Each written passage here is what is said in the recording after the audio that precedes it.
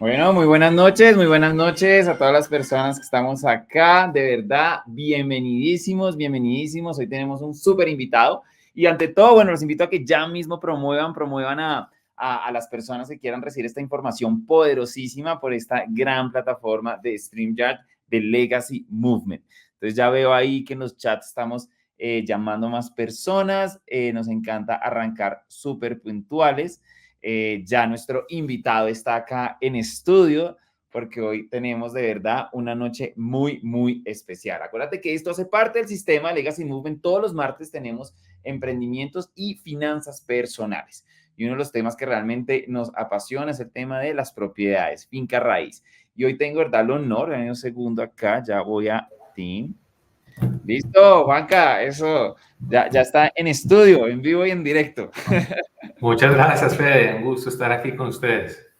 Súper. Bueno, miren, yo quiero presentarles a Juan Camilo, bueno, 7 y 2 minutos. A mí me encanta ser súper puntual, usted sabe, imagínense, estudiando, primero hijo de mi mamá que llega siempre temprano a todo y después estudiando en colegio suizo, pues nos enseñaron que la puntualidad es clave, ¿o no? Clave, eso sí es lo primero. 7 en punto. Estaba yo aquí atento a empezar con ustedes. Eso. Acá, bueno, ya cada vez vamos más personas conectadas, pero vamos a arrancar de una y ante todo, bueno, primero Juanca, estamos súper agradecidos en nombre de todo Legacy Movement, de verdad estamos súper agradecidos por sacar este tiempo. Juanca estuvo en Manifiesta 2024, en este evento maravilloso, en un panel financiero, rockeó totalmente, todo el mundo se quedó con ganas de saber más, de aprender más. Y déjeme decirle que yo conocí a Juan Camilo Sardiarraga el primer día de universidad, el primer día en la Facultad de Administración, me acuerdo.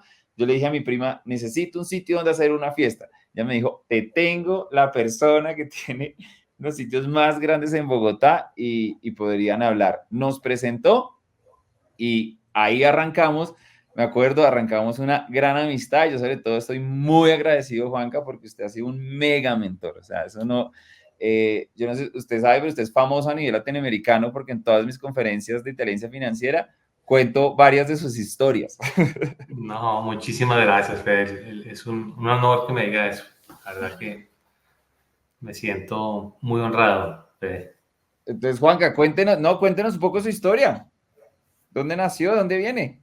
Bueno, esto es una historia, la historia del emprendimiento, ¿no? Porque la historia de todo, historias personales de emprendimiento de todo tipo, ¿no es cierto? Vamos a hablar de emprendimiento ahora. Eh, y les voy a contar, es una partecita de esta historia, pues son 25 años como emprendedor o más, si contamos desde que vendía dulces o sándwiches en el colegio. Así que Yo estoy seguro, Juanca, yo siempre que empiezo las conferencias de inteligencia financiera dijo, ¿quién vende luces en el colegio? Y varios levantan la mano. exacto. Entonces, yo diría que las primeras personas que me ayudaron a mí en el trabajo fue cuando tal vez tendría unos 10 años y de repente vendía dulcecitos craft y a mis vecinos les pagaba con dulces para que me ayudaran a vender más dulces. Entonces era como...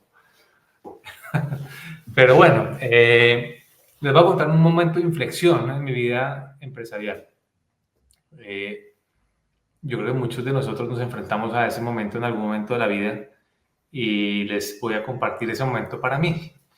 Era cuando yo estaba todavía estudiando en la universidad y estaba trabajando gracias a una beca que me gané cuando era estudiante en Procter Gamble. Procter Gamble era una compañía, o es una compañía importante de consumo masivo, y yo había obtenido la práctica para trabajar allí. Ya estaba en mi último semestre, llevaba unos 7 meses en la empresa y estaba para graduarme, pero para esa época yo también ya había iniciado otros proyectos empresariales.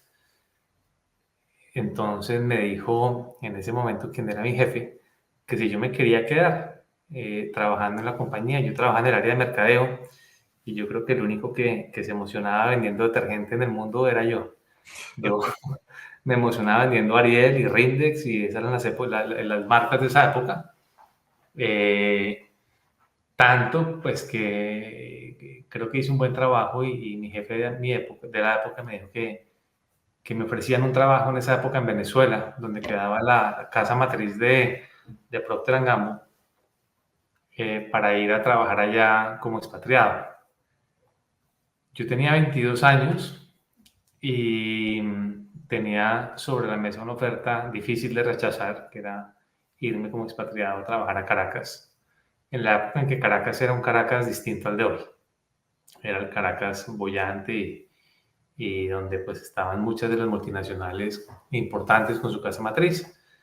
Pero al mismo tiempo yo ya tenía unos negocios andando, unos negocios de entretenimiento andando, y tenía una decisión muy difícil que tomar, y era seguir el mundo corporativo o seguir el mundo emprendedor.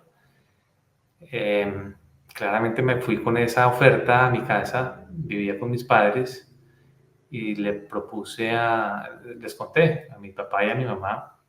Uno de ellos me decía que no importaba si yo vendía empanadas en una esquina o lo que fuera, pero que fuera emprendedor. Y el otro de ellos me decía que cómo era posible dejar pasar la oportunidad como esta de irme a trabajar con una multinacional y tener una carrera corporativa. Les confieso que aún sueño con ese momento, ¿no? Aún digo, ¿qué hubiese pasado si yo hubiese seguido el mundo corporativo? Y pues la verdad es que no tengo ni idea, es uno de esos momentos coyunturales de la vida. Pero les puedo contar el momento en que tomé la decisión. Entonces, claramente tenía mi papá y mi mamá con opiniones diferentes, que en ese momento mis padres eran mis referentes. Entonces era difícil tomar una decisión o tomar partido. Entonces lo que hice fue que el domingo, antes de firmar contrato el lunes, le pedí al que era mi jefe de la época, una reunión o que nos viéramos. Éramos relativamente cercanos y él me recibió en su casa. Nos tomamos un par de cervezas en su casa en el domingo y le conté, hombre, tengo esta situación, yo tengo unos negocios de entretenimiento. Él ya sabía de todas maneras que eran exitosos y la verdad no sé qué hacer. Y él me contestó o me dijo lo que yo tenía que saber, y me dijo, mira, sigue tu instinto. Si yo hubiese tenido esa oportunidad que tú tienes hace 25 años, probablemente hubiese seguido el camino emprendedor. Él era el gerente general de Procter Gamble Colombia en esa época. Wow. Había tenido una carrera exitosísima en el mundo corporativo, había viajado por varios países. Y yo era, pues, tal vez como el mentee, digamos, y él mi mentor. Y él tenía una vida empresarial corporativa exitosa, pero tal vez una vida personal no tan exitosa. En el sentido en que al trabajar tanto en el mundo corporativo había sacrificado muchísimo de su tiempo libre para compartir con su familia. Y eso lo llevó a tener que dejar a su mujer y bueno, ser muy exitoso en su vida corporativa, pero no tanto en la vida personal. Con la frase de sigue tu instinto, me dijo todo lo que yo tenía que saber. Seguí mi instinto y al día siguiente llegué a la oficina y le di un abrazo a mi jefe y le dije, oiga, muchas gracias por ayudarme a tomar mi decisión, pero sigo por mi cuenta, me voy a la calle. Muy difícil. Yo me acuerdo de esa época porque tengo una imagen grabada. Usted en IA segundo piso, creo que no dormía en esa época, porque acuérdese, tenía un negocio muy grande en La Calera, montó un bar, este bar en que se volvió el bar de moda en Bogotá, tenía la universidad y tenía la pasantía en Procter Gamble y yo me acuerdo de verlo, creo que estaba agotado de tanto trabajo. Estaba agotado. En esa época estaba de moda Red Bull. Yo llevaba Red Bull a la nevera de la oficina de Procter Gamble porque literalmente es una de esas cosas que uno solamente puede hacer los de 20 años, que es seguir derecho desde el miércoles hasta el sábado. Yo iba a la oficina a punta de Red Bull los jueves y los viernes y un día me dijeron que yo estaba llevando bebidas prohibidas a la oficina. Acuérdense que Red Bull no era conocida, ¿no? Mi salida a esa pregunta fue, pues imagínense que el fundador de Red Bull es un ex Procter & Gamble. Ah, Y wow. eso no es ninguna bebida prohibida. Pero bueno, es parte de la anécdota que aquello por lo que me estaban señalando en ese momento era una bebida fundada, era una bebida que había creado un ex Procter & Gamble. Pero Y qué así chévere esto que dice el instinto, porque si vamos a este tema muy de, no sé, digamos, de la esencia del emprendedor, hay personas que trabajamos por libertad, ¿no? O sea, creo que valoramos muchísimo la libertad. Y pues el emprendedor sí yo creo que es mucho más duro el camino, pero es mucho más gratificante y finalmente da eso, ¿no? Da como libertad de poder escoger. totalmente, Fede. Usted acaba de decir mi palabra favorita en el mundo. Libertad. Yo creo que no hay otra palabra que yo valore más que libertad. Mm. Y literalmente es mi favorita. El poder hacer lo que uno quiera con el tiempo, que es el activo más valioso que uno Mm. tiene, pues literalmente no tiene precio. No. Entonces, para mí sí, definitivamente, poder usar cada minuto de mi vida en lo que yo creo que es la forma correcta de hacerlo es invaluable. Yo creo que muchos de nosotros caemos en la difícil situación de tener que hacer cosas y usar tiempo muy valioso en cosas que creemos que no le generan valor ni a nosotros ni a los demás. Porque nos toca, porque nos dicen que lo tenemos que hacer o porque tenemos que cumplir algún requisito. Cuando a mí todavía aún me toca hacer algunas de esas cosas para cumplirle al gobierno o para cumplirle a alguna institución burocrática en algún papel, todavía me siento así. Pero todos los días trato sí de liberarme de esos vampiros del tiempo que me quitan libertad. Juanca, yo no sé si usted se acuerda de una gran lección que usted me dio. Yo era proveedor de Juan Camilo, en diferentes cosas, el call center, los promotores, no me acuerdo. Y un día usted coge y me siente y me dice, nada más me acuerdo la cifra, porque fue muy loco, me dijo, le pagó 10 millones y usted se viene a trabajar tiempo completo a manejar el call center, a manejar los promotores, a mí me imaginan mil cosas. El contrato no daba, o sea, no era 10 millones mensuales, era menos. Y, y usted me hizo eso, me hizo esa propuesta y yo dije, no, mi libertad, usted lo acaba de decir, no tiene precio. Y usted me dijo, yo sabía que usted no iba a aceptar. Afortunadamente, Fede, y mire lo que he logrado, porque eso me hace feliz verlo así sonriente y no Pero me por ahí ganó atrás todas las de un lecciones. computador. Yo, porque me dice, es lo mismo, era una oferta irresistible. Y dije, pucha, ¿quién a esta edad le ofrecen un salario de esos? Pero no, pero yo dije, no, mi libertad de... Pero bueno, Juanca, a mí me encanta también porque yo quiero que hoy aprovechemos el tiempo. Hay demasiadas anécdotas y de verdad acá podríamos, de verdad, nos encantaría poder exprimir muchísimo más, pero queremos hablar del tema de finca raíz, de propiedades, porque también yo quiero agradecerle porque mi libertad financiera, yo soy libre financieramente desde los 34 años y la mayoría de mi portafolio está en propiedades, gracias a toda la teoría que usted me enseñó. Y yo quiero que todos los que estén conectados acá puedan aprender muchísimo. Y queremos aprender, nada, ¿qué nos cuenta? ¿Por qué en todas las opciones que hay, cuáles son las ventajas de invertir en finca raíz? Bueno, Fede, pues yo les voy a resumir un poquito cómo llegué a Finca Raíz para que me entiendan por qué hoy en día casi que lo único que hago es Finca Raíz y dentro del mundo de Finca Raíz, un nicho muy particular.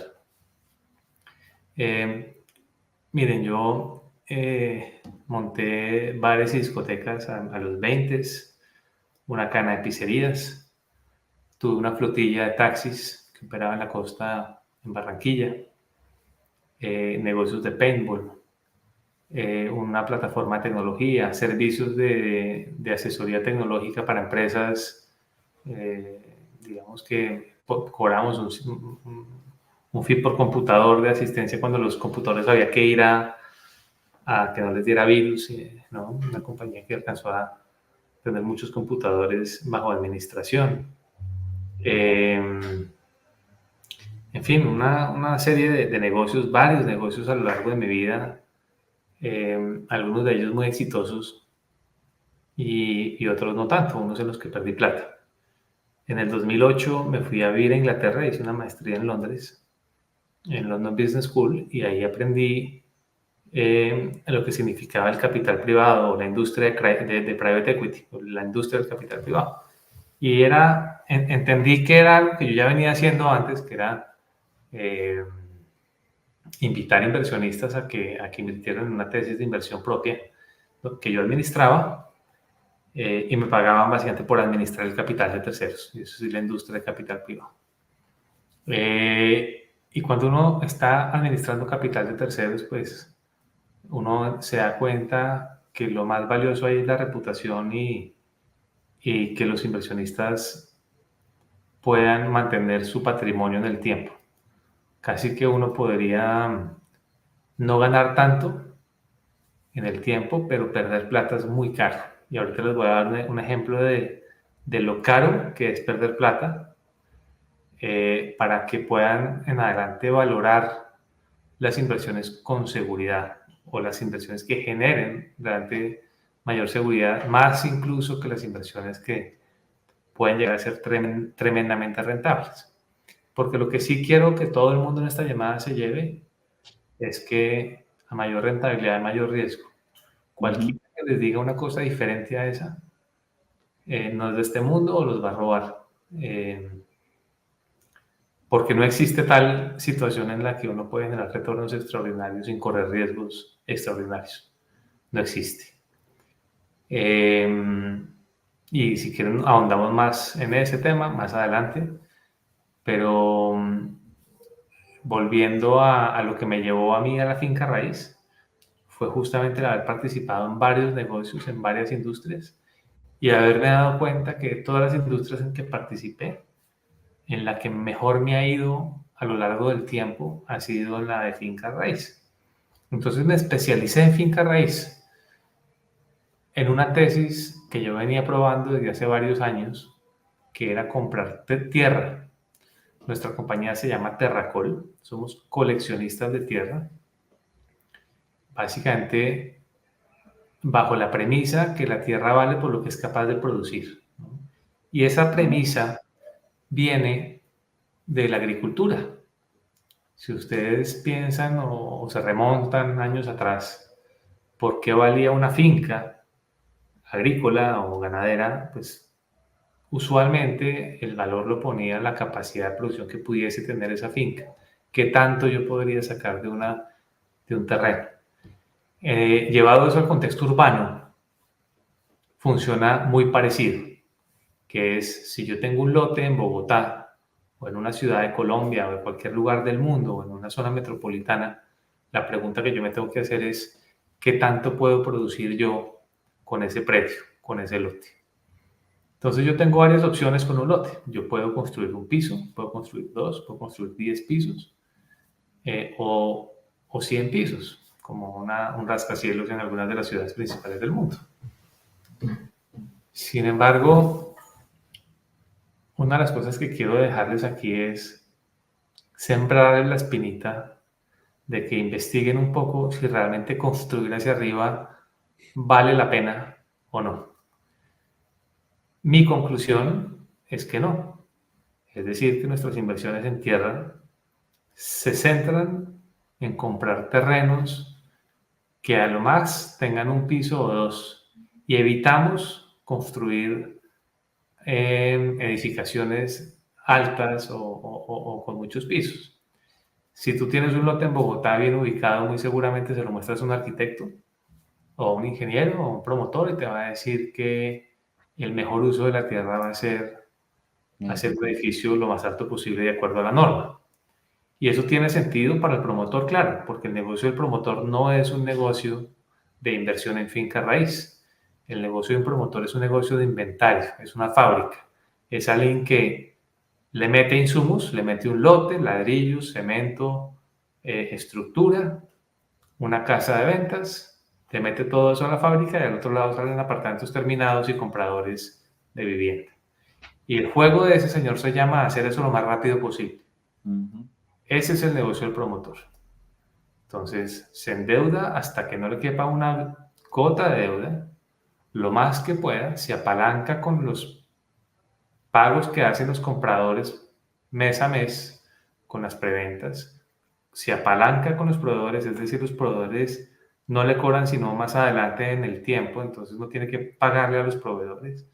Y todo eso termina haciendo que el promotor, poniendo una baja suma de dinero, termine teniendo una gran rentabilidad. Para ponerles un ejemplo clásico, un promotor puede poner 100 millones de pesos para hacer un edificio que vale 1.000 millones de pesos y ganarse, pues que los costos totales sean 900 millones de pesos y ganarse 100 millones de pesos. Para cualquiera suena muy bonito, ¿no? Uno se ganó El 100. el 100%, una rentabilidad tremenda. Pero ¿cuál es el riesgo que está corriendo ese promotor? Entonces, ahí es donde yo los invito a reflexionar sobre los riesgos que hay detrás de un desarrollo inmobiliario cualquiera. Inversión, Juan, rápido, 2 puntos. En Bogotá, por ejemplo, los proyectos más grandes parados, ¿no? 100 con séptima, de Bacatá, y uno dice, ¿cómo? Son promotores que simplemente vieron una gran oportunidad de apalancarse muchísimo, de vender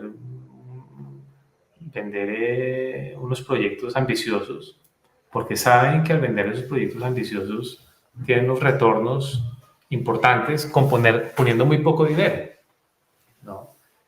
Entonces, yo les podría decir sin temor a equivocarme que si el negocio de ustedes o lo que están buscando es la protección patrimonial en el largo plazo, invertir en construcción no es el negocio, porque la construcción per se es un negocio riesgoso. Muy riesgoso. Hacer un desarrollo es un negocio riesgoso. Si el objetivo de ustedes es proteger el patrimonio, es preferible invertir en un activo que ya está rentando o estabilizado y ojalá ese activo no tenga nada hacia arriba. Les voy a poner un ejemplo de lo que a mí me gusta. Les voy a poner un ejemplo de una metrópoli, digamos Nueva York, que tiene edificios de 100 pisos, o incluso Bogotá, para no irnos muy lejos en Bogotá, en una zona densamente poblada como la 85 con 11 o algo así. Uno podría comprarse un predio que tiene un piso, que no tiene ascensores, no tiene bombas de agua, no tiene redes contra incendio, no tienen ningún elemento que administrar ni que hacer de mantenimiento. Y está uno comprando un predio que le está generando una renta y el terreno se está valorizando con el tiempo. Como alternativa, usted se puede comprar un local comercial en el centro comercial andino, que se va a valorizar también, que ha sido muy exitoso. Pero ese predio en el centro comercial andino tiene que pagar una administración, el centro comercial tiene que pagar una operación en general de todo lo que implica mantener los ladrillos y los equipos. Los ladrillos y los equipos que hay ahí metidos son activos depreciables, son cosas que dentro de 30 años no van a valer mucha plata. Es decir, que una bomba de agua metida en un centro comercial nueva hoy, dentro de 30 años, es probablemente una bomba de agua obsoleta.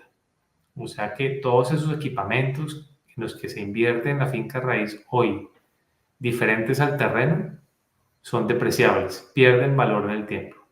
El único pedazo de la finca raíz que no pierde valor en el tiempo en el largo plazo es la tierra. Es el terreno. Y ustedes habrán oído en el pasado a sus abuelos, a sus padres decir, caramba, mi abuelo era el dueño de este lote o de tal casa en tal zona de Bogotá o de Colombia o de tal finca, y cómo la vendió de barata. Hoy seríamos multimillonarios si mi abuelo o mi bisabuelo no hubiera vendido la finca. Muchos de nosotros tenemos esas historias en el pasado.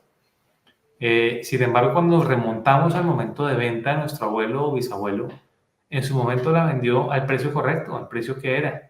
Incluso en ocasiones pudo haber dicho, uy, hice un gran negocio, lo vendí carísimo. Pero aún así, 20 o 30 años después nos damos cuenta que nuestro abuelo o bisabuelo o nuestro padre vendió eso regalado. Claro. Y es que hay un componente de la valorización que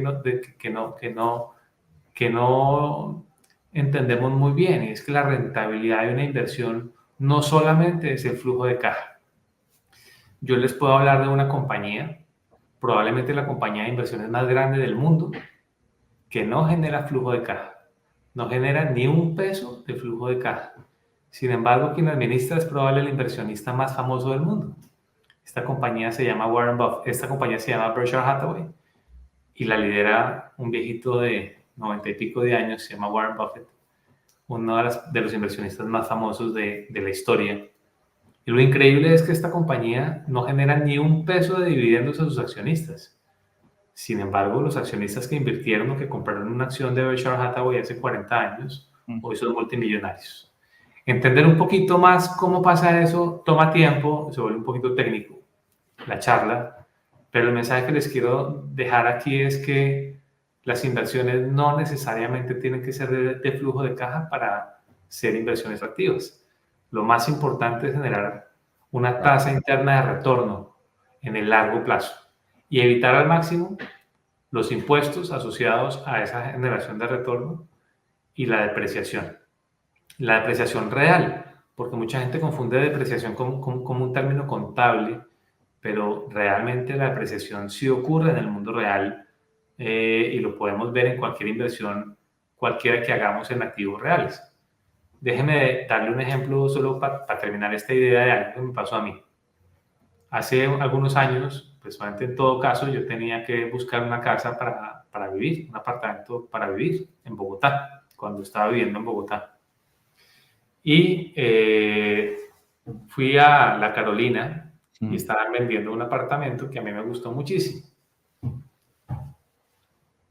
Y decidí comprarlo. El Finalmente, automatizado, el que hasta todo era automatizado, ¿no? sí, era muy chévere el apartamento. Yo sabía que esto que estaba haciendo no era necesariamente una inversión, sino que era un gusto que me quería vivir en un sitio chévere. Entonces compré el apartamento. Y se lo compré pues a un señor que había sido el dueño del lote donde se hizo el edificio. O sea, a ese señor le pagaron con mi apartamento, los promotores. El cuento corto es que el señor era el dueño de una casa en un lote de 1000 metros cuadrados y en ese lote de 1000 metros cuadrados él tenía una casa de 250 metros cuadrados. Llegó un promotor muy conocido y le dijo, le cambio su lote por 1000 metros cuadrados de apartamento. Usted tiene 1000 metros de lote, se los cambio por 1000 metros en un apartamento terminado y usted aporta el lote al proyecto. Eso es muy usual, ¿no? Quien tiene un lote, llega un promotor y le dice aporte el lote y le cambio los metros cuadrados que usted tiene en su lote por metros cuadrados terminados dentro de 2 años o dentro de 3 años cuando termine el proyecto.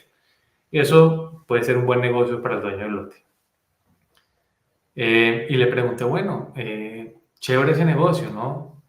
Pero también justamente cuando compré ese apartamento, pregunté al lado sobre un edificio que tenía 30 años, un edificio ícono en Bogotá, un conjunto ícono en Bogotá, diría yo, en Parque Central, un conjunto residencial en Bogotá, en la Carolina, mirando el Parque del Country, que hace 30 años era un ícono en Bogotá.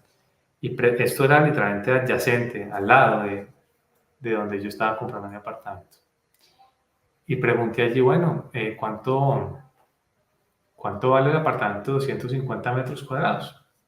Resulta que el apartamento de 250 metros cuadrados de 30 años de viejo valía lo mismo que el lote de 1000 metros cuadrados con una casa de 250 metros cuadrados hace 30 años.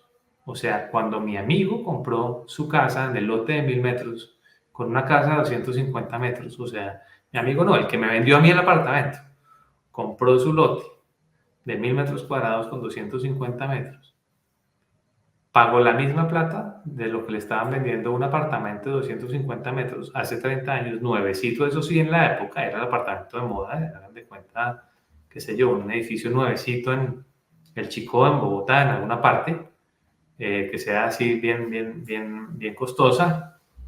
Y él tomó la decisión de comprar la casa un poquito más viejita, pero en un lote de 1000 metros. Acuérdese que estoy hablando de una cosa adyacente, uno al lado del otro. Pasaron 30 años y después de 30 años, mi amigo tenía un lote de 1000 metros en una casa de 250 metros que vivió y que disfrutó. Y si hubiese comprado el apartamento vecino, tendría un apartamento en un edificio bueno de 250 metros, pero con 30 años de uso. Hacíamos un poquito de fast forward en la grabadora, le entregan sus 1000 metros cuadrados de apartamentos en el edificio nuevo y él ahora tiene 1000 metros cuadrados en un edificio nuevo y al otro lado habría tenido 250 metros en un edificio viejo. El costo de oportunidad en ambos casos es el mismo, pero en el edificio nuevo pues tiene 4 veces más patrimonio que en el edificio viejo. Y Claro. eso se da por algo que muy pocas veces nosotros metemos en nuestro racional, que es el fenómeno de la apreciación. Y la apreciación es diferente a la valorización. Y es cómo se aprecia el terreno en el tiempo. Resulta que uno siempre dice que la finca raíz tiene la valorización y tiene el flujo de caja, digamos, que le generan los inquilinos. Pero a uno se le olvida muchas veces que hay un fenómeno que es la apreciación. Y la apreciación es lo que sucede con un terreno cuando más personas con dinero llegan a vivir alrededor de un terreno. Y les voy a poner un ejemplo rápidamente de eso. Si usted se compra un terreno en una zona alejada de Colombia, 1 metro cuadrado, vamos a suponer cualquier cosa en los llanos orientales colombianos. Ese metro cuadrado que usted paga hoy a 1 peso, por decir cualquier cosa, pues va a tener una apreciación diferente a 1 metro cuadrado que usted compre hoy de 1 peso, digamos, supongamos que invierta 1 peso en los llanos o 1 peso en 85,11 en Bogotá, independientemente de qué cantidad de terreno compre. Simplemente vamos a asumir que usted compró 1 peso en los llanos orientales o 1 peso, lo que le alcance a comprar en 85,11. Resulta que la inflación, es decir, el crecimiento inflacionario del país, de Colombia como país, es el mismo para ambos. Le aplica la inflación a los llanos orientales donde no hay nadie o muy poca gente, en una zona, digamos, remota de los llanos orientales, o al 85,11 en Bogotá. A ambos les pega el mismo numerito de la inflación, pero uno diría, hay algo que le pasa al 85,11 diferente a los llanos orientales, y eso es que la cantidad de personas con dinero que está llegando al 85,11 es mayor que la que está llegando a los llanos orientales. Si yo vendo un café en una tienda que se me da por abrir allá en los llanos orientales, pues probablemente se la tengo que vender al transeúnte por ahí y vendo un tinto cada Pesos. que pasa alguien. Pero si yo vendo un café en el 85,11 puedo cobrar 15,000 pesos por un tinto. Entonces, ese fenómeno de la apreciación es lo que hace que eventualmente, a pesar que a ambos les aplica la inflación, a uno de ellos le está afectando el fenómeno de la apreciación mucho más que a otro. Y ahí es donde uno tiene que enfocarse. Entonces, la finca raíz no es solamente invertir en ladrillos, porque la gente dice, es que a mí me gusta invertir en ladrillos. Cuando yo oigo esa expresión, yo digo, no, no, no. Ladrillos es un error. Hay que invertir en tierra. Entonces, eso para resumirle un poquito lo que yo pienso en términos de finca raíz. Y solo para dejarles esta reflexión, en finca raíz uno se debe esforzar por maximizar los ingresos y minimizar los egresos de cualquier tipo, ¿no? Entonces, para uno es relativamente fácil estimar los ingresos. Si yo compro una propiedad y la arriendo, pues en teoría uno diría, bueno, yo tengo mi inquilino que me paga un arriendo y yo le paso una factura una vez al mes y ese es mi ingreso de flujo de caja. Y luego tengo la valorización, que es nada diferente a un componente de inflación más apreciación, que es lo que les acabo de mencionar ahorita, y entonces tengo un ingreso interesante. Por el otro lado tengo los egresos. Entonces, ¿cuáles son los egresos de la finca raíz? Y ahí es donde la gente se raja. Porque a la gente se le olvida que mantener la finca raíz es muy caro. Yo puedo tener un activo que puede generar 100 millones de pesos en ingresos y me puedo gastar 80 millones de pesos manteniendo el activo. Y eso se los digo con dolor en el corazón, sabiendo que tengo activos de ese estilo en el portafolio y que hoy en día digo, jamás en mi vida volveré a hacer un proyecto en el que tenga que mantener un equipamiento donde tenga bombas de agua, redes contra incendio, redes de suplencia de energía, etcétera, seguridad, etcétera, etcétera, etcétera. Los gastos en la finca raíz muchas veces los subestimamos. Luego vienen las cuotas extraordinarias, luego vienen las valorizaciones, los prediales. Hay una cantidad de cosas en el negocio de finca raíz que en ocasiones pasamos por alto, que yo creo que la próxima vez que alguien vaya a hacer una inversión en finca raíz, yo le invito a que se detenga a revisar muy bien cuáles son los potenciales egresos, porque los ingresos va a ser muy fácil. Uno hoy en día va a un comisionista de finca raíz y le dice cuánto da ese apartamento, y en Colombia la gente usa, es usual que la gente le hable a uno, eso va al 0,5, eso va al 0,6, eso va al 0,7. Pero pues eso no es verdad, o sea, eso tiene que quitarle usted el predial, los seguros, el mantenimiento de la costa extraordinaria, los meses de vacancia cuando se le fue el inquilino, el mantenimiento de cuando tiene que volver a pintar el apartamento o la propiedad porque se le fue el inquilino, etc. Aquí podemos hablar tanto como quieran de eso y no quiero ser abusivo con el tiempo, pero con el mayor gusto el que quiera... yo puedo hablar de esto todo el tiempo que quieran. Juanca, a mí lo que me encanta es eso, es como, miércoles, muchas veces no se tienen en cuenta tantas variables, ¿no? Pero finalmente yo creo que con la experiencia y sí, como siendo muy transparente, pues sí se logra casos más de éxito. Cuéntenos cuál ha sido, digamos, en Finca Raíz, esos casos, un buen caso de éxito. Cuéntenos algún caso y como para la gente, qué visión hay que tener. Bueno, casos de éxito varios. A lo largo de mi vida personal les voy a contar casos de éxito en Colombia y otros fuera de Colombia. Les voy a contar casos de fracaso en Colombia y fuera de Eso Colombia. depende más. Y todos en finca raíz, sin contar pues, los éxitos y fracasos en otras industrias, pues porque hay todas las historias que quieran, pero les voy a contar de éxitos y fracasos en finca raíz en Bogotá. Uno de los negocios más rentables que jamás he hecho en finca raíz en Bogotá es un lote que queda en la 183,14.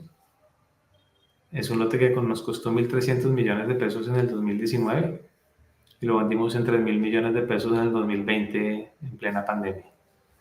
¿Qué hicimos? Nada, realmente. Compramos bien, mantuvimos el lote, mejoramos el uso, le sacamos una licencia para mejorar el uso del predio. Simplemente, claro, hay que conocer las normas urbanísticas, hay que hacerle un trabajo para pues, para agregar valor. Agregamos ese valor, pero no teníamos ni un ladrillo. De hecho, los ladrillos que había los demolimos. Había una pequeña bodega en ese predio y la demolimos. La demolimos porque la bodega, en lugar de generarle valor al predio, le estaba quitando valor. Quiero darles un ejemplo de cuando los ladrillos le quitan valor a un terreno, que eso es algo bien usual en Bogotá últimamente.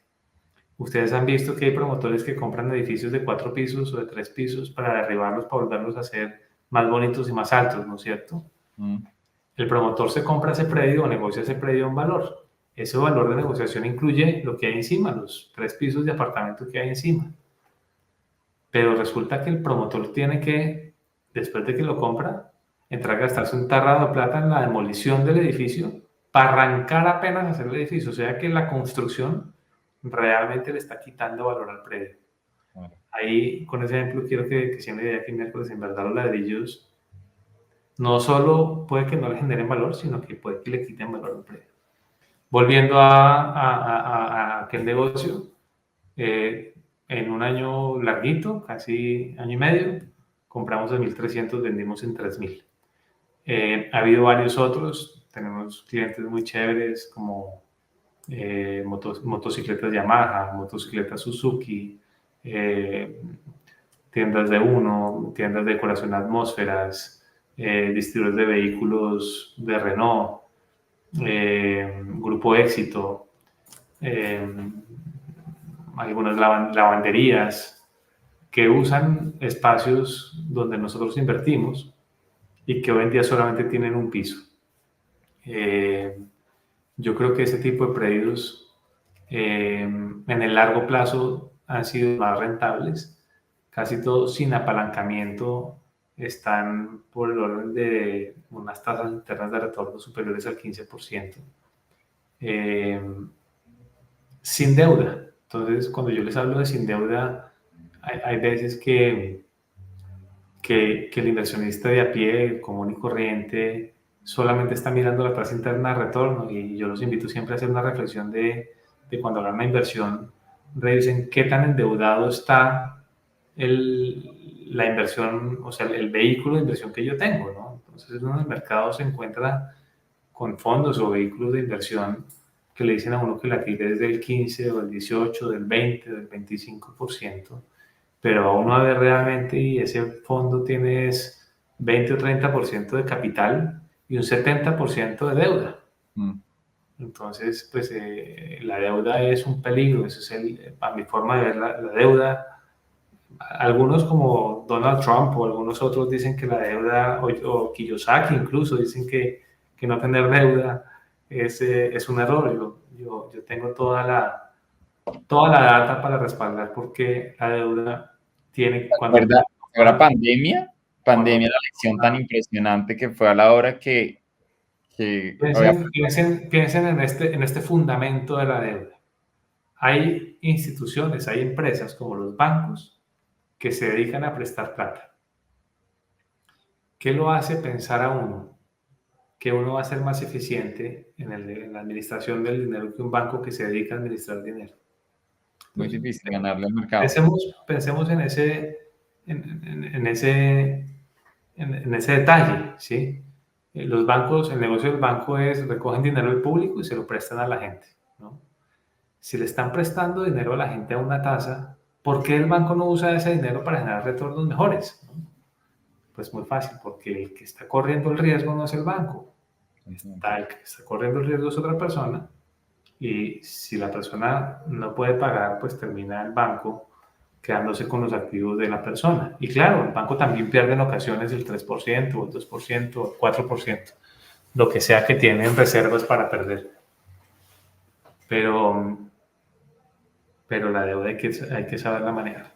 Ahora vuelvo a algunos fracasos. Ya les conté, pues hay algunos éxitos, pues hay algunos retornos que han sido extraordinarios, desde el 15% hasta el 100%. Ustedes me preguntan, ¿ese predio del 100% qué riesgo tenía? O sea, pues claro que tenía riesgo. Si no lo hubiésemos pedido cambiar el uso al predio, pues no hubiésemos tenido el retorno. Entonces corrimos un riesgo comprando el predio, porque piensen en una cosa también que yo siempre pienso. El que está vendiendo un activo que vale 3.000 o 4.000 millones de pesos, no siempre es un pendejo por ahí cualquiera que está vendiendo un activo de 3.000 millones de pesos. Esa persona piensa que está haciendo un buen negocio, usualmente, a no ser que uno esté comprando el activo a alguien motivado a vender. Entonces resulta que uno puede encontrar a alguien que vende porque se divorció, porque entró una sucesión, porque se murió el dueño. Entonces los hijos necesitan vender para aclarar la sucesión, porque va a perder la casa porque se la va a entregar al banco. Claro, ahí hay oportunidades. Pero en un mercado normal, quien está vendiendo un activo a un precio determinado y es un hombre de negocios que no está en alguna de esas situaciones, usualmente cree que está haciendo un buen negocio o necesita ese dinero para hacer otro negocio que él cree que es mejor. Entonces, uno debe estar, uno sí tiene que ser muy cauteloso para entender por qué ese que le está vendiendo a uno le vende y justificar muy bien. Yo ahorita les cuento una anécdota de una brutalidad que cometimos cuando yo estaba empezando, para que me entiendan esto que les acabo de decir, de estudiar muy bien el que vende, por qué vende. ¿Sí? Una vez teníamos un restaurante, había un restaurante muy conocido en Bogotá. El restaurante tenía varios puntos de venta y estaba vendiendo uno de sus puntos de venta. Yo dije, uy, qué brutos, están vendiendo un punto de venta muy bien ubicado. Y nosotros compramos ese punto de venta. Les resumo el cuento, perdimos toda la plata en ese proyecto. Siempre te creímos que el que vendía subestimamos al vendedor. Le estoy hablando de un proyecto que hice cuando incluso estaba yo en la universidad todavía. Es decir, hay que saber que cualquier persona que está en el mundo de los negocios puede ser más astuto o más brillante que uno. ¿Por qué se perdió? Con humildad. Sobreestimamos el mercado. Entonces es uno de esos mercados que la gente dice, no, esto funciona súper bien, y uno va y funciona súper bien. Y resulta que ese súper bien funciona solamente de lunes a viernes, de 11 de la mañana a 2 y media de la tarde, y el resto no vende ni un peso, porque los fines de semana no funciona, porque por las noches no funciona y porque la clientela cautiva era universitaria. Entonces uno dice, claro, si esta firma nacional cierra un punto de venta, pues qué bruto, si está en una zona que debería vender muchísimo. Claro, cuando uno es estudiante y uno es el consumidor, pues uno dice, pues yo consumo ahí todos los días, ¿cómo es que no les va a ir bien? Claro. Pues es una brutalidad, por eso les dije al principio que uno también comete brutalidades para ir aprendiendo y entendiendo cómo es este mundo. Simplemente el mensaje ahí es siempre que vayan a hacer una inversión, vayan con humildad, porque puede ser que el otro, a pesar que parezca que no sabe mucho, puede saber mucho más que uno. Juanca, yo quiero contarle a todos, ¿no? Contarle mi experiencia, y es, yo me he apalancado en toda su experiencia. O sea que he tenido la fortuna bueno, ser fundador de Terracol, el primer inmueble de Terracol, que fue un éxito. Yo creo que esa compra fue súper exitosa. Porque yo me acuerdo que usted me decía, no, me decía que el éxito está en la compra, ¿no? En el momento de la compra es donde radica gran parte del éxito. Así es. Sí, definitivamente cuando uno ahí es gran parte del proceso del éxito o el fracaso de una inversión. Piensen que lo que uno gaste en la debida diligencia de una inversión, en entender bien los títulos, entender muy bien o conocer muy bien quién es el administrador de la inversión, qué trayectoria tiene.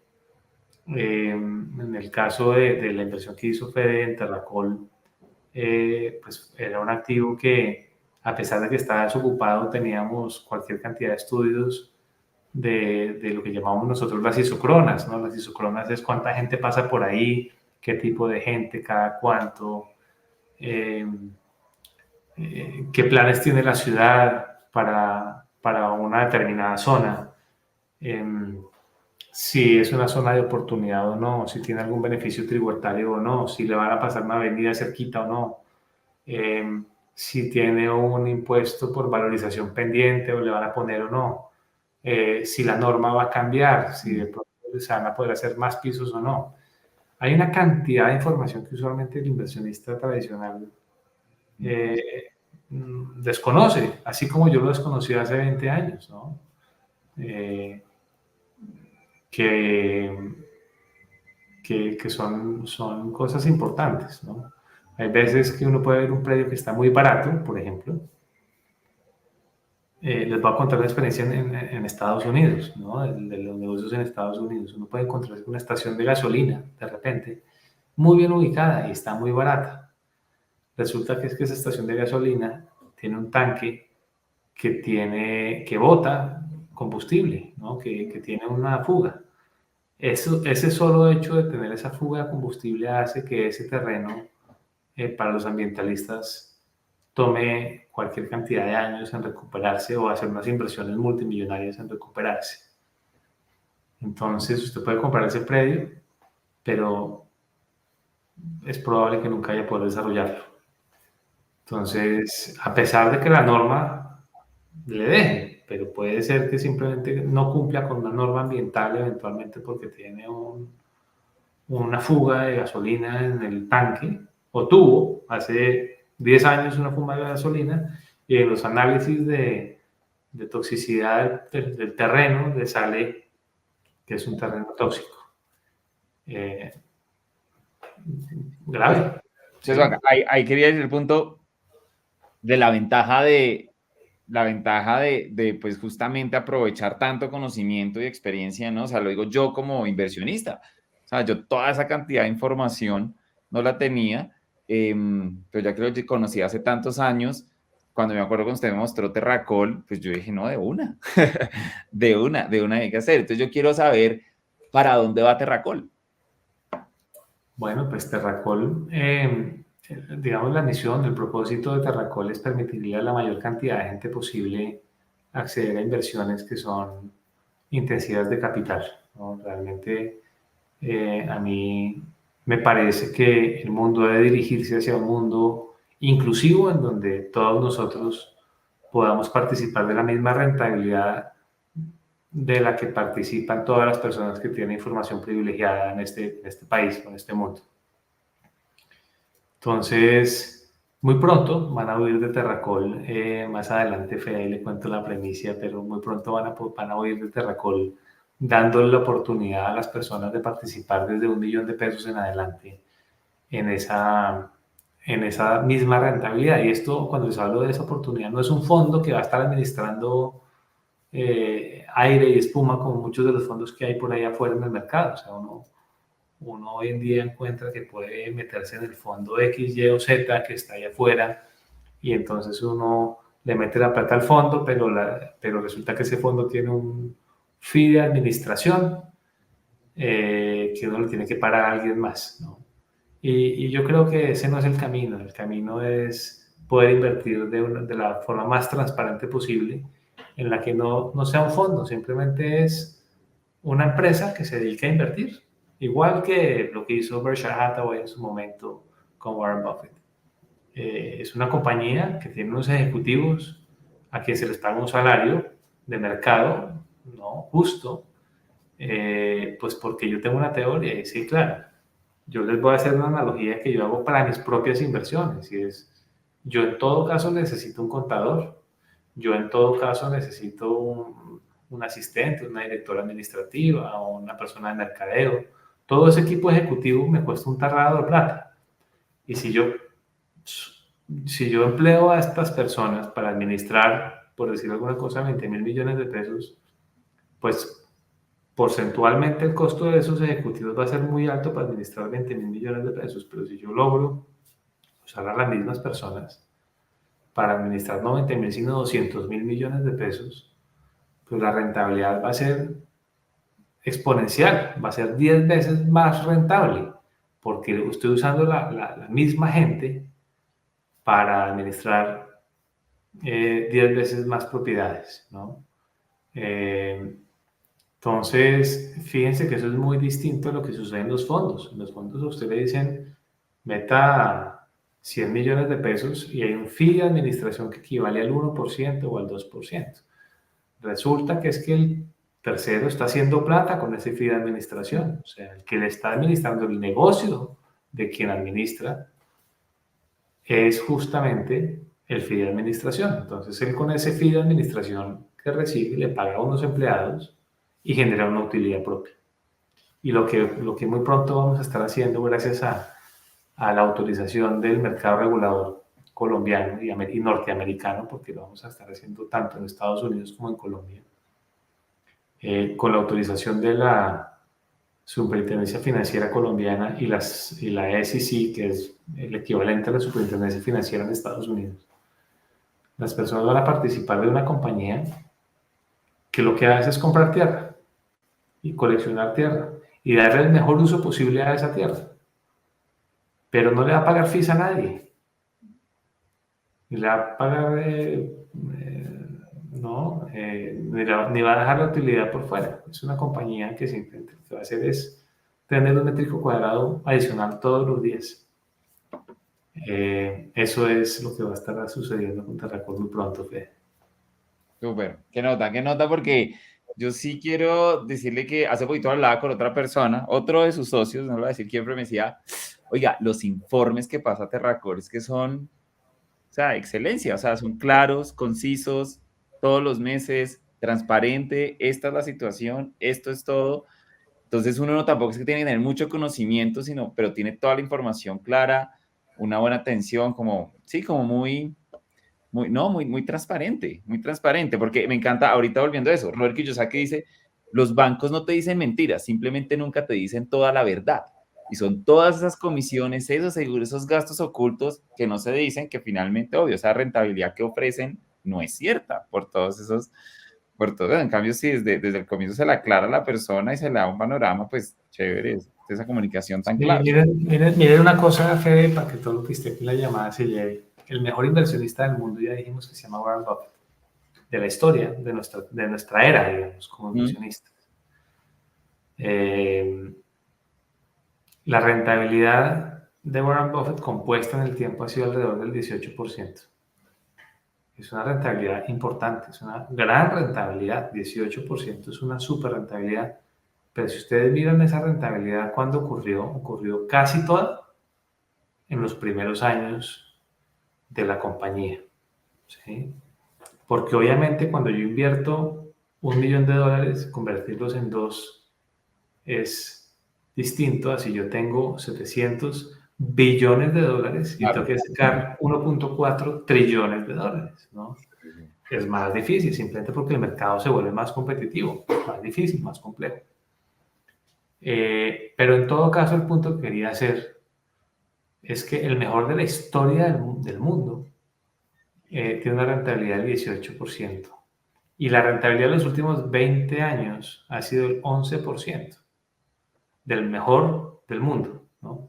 Entonces, la reflexión en esto también es, ¿qué le hace a uno pensar que uno puede ser mejor que el mejor del mundo? Es como decir, yo voy a ser mejor que Usain Bolt corriendo los 100 metros planos, ¿sí? Lo puedo intentar, claro que sí, pero hay alguien que es el mejor del mundo. Entonces alguien diría, no, pero yo he sacado el 30% en un negocio, he sacado el 70%. Pero lo que muchas personas no se dan cuenta es que el 11 o 12% compuesto todos los días, trabajando el 24 de diciembre, el 31 de diciembre, el 1 de enero, en Semana Santa, todos los días trabaja el 12% o el 11%. En cambio, el otro 70% de pronto trabajó durante 3 meses, trabajó durante un mes, trabajó durante 8 meses y sacó ese porcentaje de retorno, pero no trabajó los 365 días del año o los 3.650 días durante 10 años. Claro.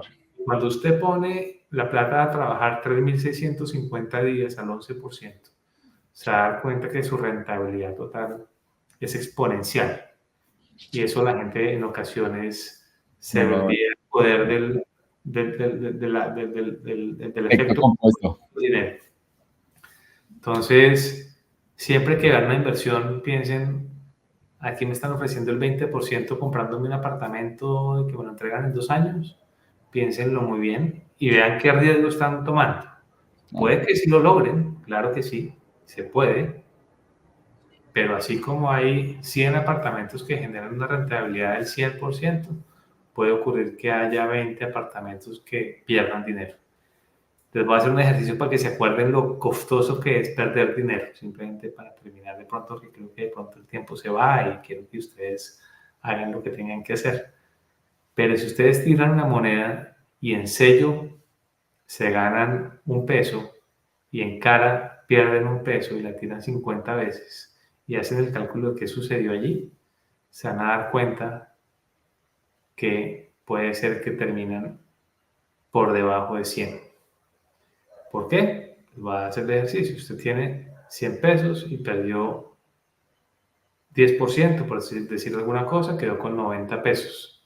Y usted la vuelve y la tira y se ganó el 10%, ya tenía 90, su base es 90. Se ganó el 10%, ahora 9. tiene 99.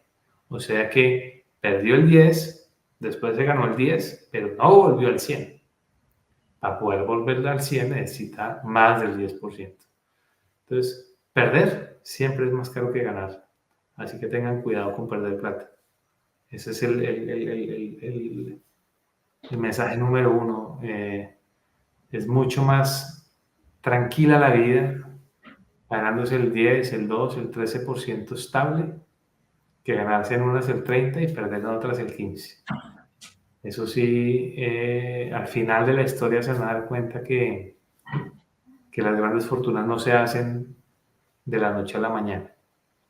Cuando ustedes ven la fortuna de Elon Musk o la fortuna de Jeff Bezos y estos personajes, la fortuna de ellos no se hizo invirtiendo, solo para que lo tengan en mente. La fortuna de ellos se hizo trabajando.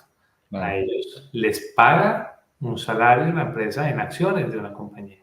O sea, el negocio que hizo Elon Musk para convertirse en el trillonario del mundo, el camino a ser el trillonario del mundo, no es porque él haya invertido su dinero en algo, es porque él como empleado de Tesla, como presidente de Tesla, negoció con la junta directiva unas bonificaciones pagadas en acciones y resulta que esas acciones se han ido valorizando en el tiempo, ¿sí? Pero no es que Elon Musk sea mejor inversionista que Warren Buffett, solo para que se lo lleven ahí como ahí atrás en el pensamiento. Análisis. Juanca, mil gracias, mil gracias. Sabemos que hay demasiada información, pero uf, yo creo que yo acá tomé un montón de notas, espero que de verdad la gente haya tomado notas y seguimos, yo sigo 100% también siguiendo esa tesis de verdad, de crecimiento patrimonial, de un tema, mira, riesgo, rentabilidad, de tantas variables que hay que analizar y eso, y ser como muy prudentes, ¿no? Muy prudentes, no creer en estas cosas porque pues finalmente la experiencia lo ha demostrado. Entonces, de verdad, mil gracias. Estoy seguro que compartiremos más información. De verdad, felicitaciones por todo ese proyecto. O sea, Terracol, de verdad, siento que es un súper caso de éxito. Puedo ver en Estados Unidos también todo este crecimiento tan impresionante. Y bueno, y todo a su debido momento, entonces ya estaremos muy atentos de cuando todo este tema, digamos, toda legal, toda la superintendencia, todo esto se pueda hacer para que mucha gente, ¿verdad? Ojalá tenga en su estrategia, en su portafolio de inversiones, pues, tierrita. Todo el mundo va a poder coleccionar un pedacito de tierra desde Buenísimo. 1 millón de pesos. Entonces, lo que yo quiero con Terracol es que cualquier persona que tenga 1 millón de pesos pueda ser la dueña de un pedacito de tierra, ya sea En en vez de Colombia o en gastarse la Estados Unidos. boleta del concierto, que se compre un poquito de tierrita y así, ¿no? Y cada vez que... Que todos los días puedan tener un poquito más de tierrita y que todos los días puedan ir sumando terracoles. Yo los llamo los terracoles, ¿no? Que se arrancan con un terracol puedan tener dentro de unos meses 2 terracoles o 3 terracoles o 10 terracoles y cuando tengan de pronto 100 terracoles ya digan, caramba, ahora tengo un patrimonio que me sirve para poder o sea, pagar la universidad de mis hijos o para irme de viaje o para hacer cualquier cosa que les provoque. Excelente, excelente. Juanca, mil gracias, mil gracias. Nos vemos muy pronto. Sé que nos veremos muy pronto. Y bueno, no, verdad, en nombre de todo Legacy Movement, totalmente agradecidos y que bueno, que este proyecto siga creciendo gracias a toda esa experiencia. Muchas gracias, Fede, por la invitación y todas las veces que me quieran invitar a hablar de finca raíz o de inversiones o de otras cosas con el mayor gusto dentro de lo que sé, pues me he dedicado a aprender a invertir mi dinero y el de varios inversionistas. Súper. Así que todas las preguntas que quieran, con el mayor gusto se las diré de todo corazón, con total transparencia, de una persona pues que lo único que busca es servir a la mayor cantidad de gente posible. Gracias, Juanca. De verdad, mil gracias. Ya sabes, yo a toda Latinoamérica, en todas mis charlas de conferencia de inteligencia financiera, he contado acá todas las anécdotas.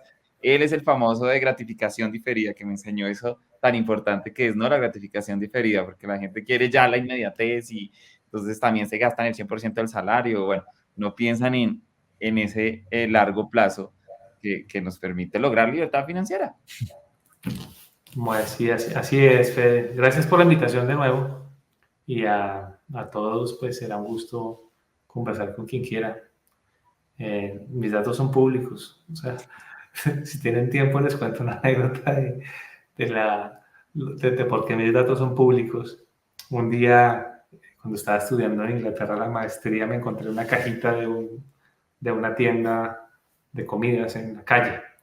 Y en esa caja de comidas, que era una cadena muy grande que tenía unos 300 puntos de venta en Inglaterra, aparecía el nombre del teléfono del CEO, del presidente de la compañía. ¿Sí? Wow. Si tienen alguna inquietud, llámeme. Wow. Y yo, dije, yo vi el teléfono y el nombre del señor, y efectivamente era el presidente de la compañía, y lo llamé a ver si era verdad. Sí, pues es un poco mi esencia de ser muy curioso en general. Entonces llamé y me contestó. Y dije, jamás pensé que era verdad que me iba a contestar el presidente de la compañía. Y él me dijo, no me vas a creer, pero nadie nunca me llama. Wow, Y está increíble. en todas las cajas, en todas partes, de este restaurante muy, muy conocido en Inglaterra. Y eso yo dije, bueno, pues mi teléfono está en línea, está en todas partes. Tengo el mismo teléfono de hace 30 años, desde que salió el celular, creo. Y ahí está, así que con total confianza. Sí, total, total. Juanca, mil gracias. Nos vemos muy pronto. Bueno, ok, Saludos a todos allá. vale, chao. Qué historia, chao.